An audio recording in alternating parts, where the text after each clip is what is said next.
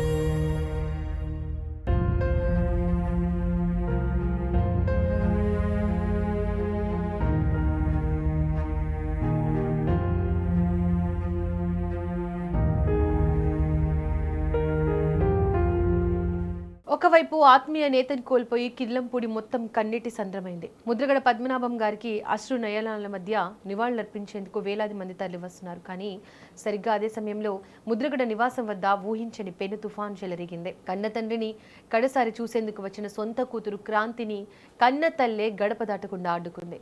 నీకు నా భర్త ముఖం చూసే హక్కు లేదు, వెళ్ళిపో అంటూ తల్లి పద్మావతి గారు తీవ్ర ఆగ్రహం వ్యక్తం చేశారు.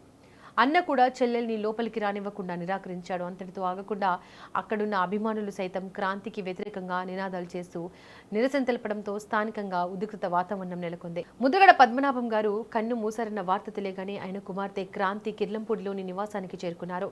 తండ్రి భౌతిక కాయాన్ని చూసి రోధించేందుకు ఆమె లోపలికి వెళ్లబోయారు. కానీ అప్పటికే తీవ్ర దుఃఖంలో ఉన్న తల్లి పద్మావతి క్రాంతిని చూడగానే తీవ్ర భావోద్వేగానికి లోనయ్యారు. కూతుర్ని లోపలికి రానివ్వద్దంటూ అక్కడున్న వారితో చెప్పారు. ఆమెతో పాటు క్రాంతి అన్న కూడా చెల్లెల్ని తండ్రి మృతదేహం వద్దకు రాకుండా అడ్డుకున్నారు. తండ్రి బతుకున్నప్పుడు నువ్వు చేసిన పనులు ఆయనను ఎంత మానసిక క్షోభకు గురిచేశాయో తెలుసా? ఇప్పుడు ఏ మొహం పెట్టుకుని వచ్చావంటూ కుటుంబ సభ్యులు ఆవేదన వ్యక్తం చేశారు. మరోవైపు ముద్రగడ అభిమానులు సైతం క్రాంతికి వ్యతిరేకంగా క్రాంతి గో బ్యాక్ అంటూ నినాదాలు చేయడంతో అక్కడ తీవ్ర ఉద్రిక్తత నెలకొంది. చివరికి కన్న తండ్రి ముఖాన్ని కూడా చూడకుండానే క్రాంతి అక్కడి నుంచి వెనుదిరగాల్సి వచ్చింది. సొంత కూతుర్ని ఒక తల్లి అంత్యక్రియల సమయంలో అడ్డుకుంటుంటే ఆ తల్లి గుండె ఎంతలా గాయపడిందో అర్థం చేసుకోవచ్చు.